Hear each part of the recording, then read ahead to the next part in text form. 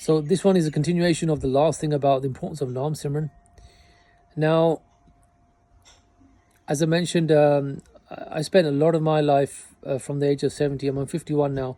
So I was graced and blessed to spend most of my life with saints, with a saint, with a Mahapurush, with a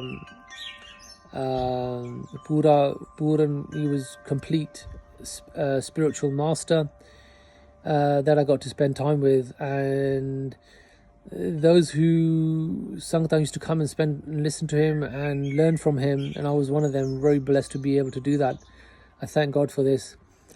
So people had many experiences with him because he wasn't just human. He was beyond human. He was supreme. He was a supreme spirit, connected with the supreme spirit himself in human form, that had come to teach us and show us Sikhi and what we are. And therefore I'm now having this conversation many years later and explaining this to people, to show them what we are. So anyway, I'm sitting downstairs in the area where Babaji would normally come down and do speeches. So that day Babaji is upstairs, talking to Sangatan upstairs, and then he would usually come down, or maybe he was just resting or whatever, and then you would normally come down and talk to Sangata downstairs. So anyway, I sat down just waiting for him, and Sangata was sitting around with me just waiting for him to get his blessings and get his learn something from him today. But and so what happens is a Sardar, a huge big Sardar, the star bunny, he's got a pug on, he comes down and walks in and he sits down next to me and starts to talk to me. And I don't know him, never seen him before, and we just started having a conversation, and then he started to tell me he had a huge experience with Babaji, and he started telling me about this. So I said, okay, what happened? And what happened? What's this about? And he said, basically what happened was he used to drink a lot. So this is a message for those Sikhs who love drinking. So he used to drink a lot. He used to love his alcohol. Used to, knock himself out, properly mashed up. That was his life. He used to love it. He used to really do it. So what happens is, towards the end, what happened is he got ill because of alcohol. He got ill, and he was sent into hospital. I don't know what he damaged inside him. Obviously, it was a major damage inside his body, and so basically, doctor ne jawab deta.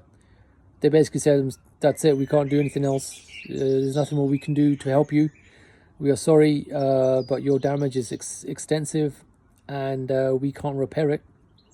So basically, this is you're going to die. You're going to die. So they said this to him, and it was his last kind of night that day. And he was left on his own. I don't know, maybe family came and visited him. I don't know, he didn't tell me all that, but they must have. And then they went, and then that night he was left on his own, and he was basically, he's about to go, he's about to die. And this is what he experiences. So now, as a Sikh, we're not allowed to be having alcohol. Asi sharab nahi pi sakde. Je Sikh hain, asi sharab nahi pi sakde. We are not allowed to be drinking alcohol, and unfortunately, many of us do. Well, this is what's waiting for those who do, because this is what happened to this Singh. So what happens is it starts to get dark. His eyes, he can't see anymore. He goes blind, and the room darkens. It just goes all black. And then what happens is he sees these about 5-6 of these demons come into the room. And in Gurbani they called Jamdut. These guys are really scary and really strong. So basically they've come to get him, and he starts freaking out when he sees them. Really starts freaking out when he sees them, and they're walking towards him to basically get him. So this is what happens for those who do not do this Naam Simran and and lives. This is how death comes to that kind of person. He doesn't know anything about Sikhi.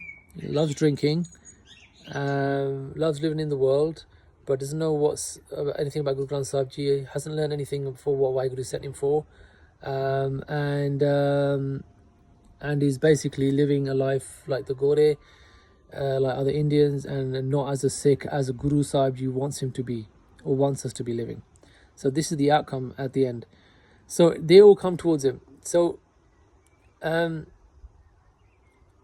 now what happens is that as they come walking towards him, on the right hand side, obviously this Singh, he's met Babaji before, or maybe somebody in his family has met Babaji before. Anyway, on the right hand side, he sees while these guys are coming towards him to get him, to take him,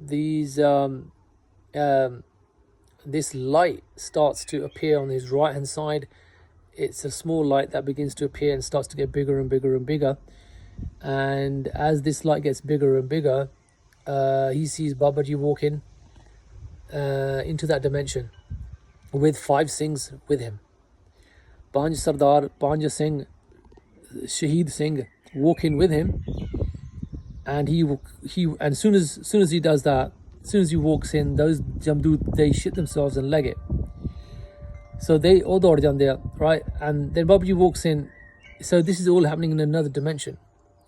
So Babaji walks in and begins to heal the Singh with his hands and his spiritual power. He basically begins to heal him. Puts his hand over his head and over his body, and whatever Babaji does, they heal him. He begins to get healed. This is all happening in the spiritual world. And then once Babaji is finished, then they leave, then they disappear.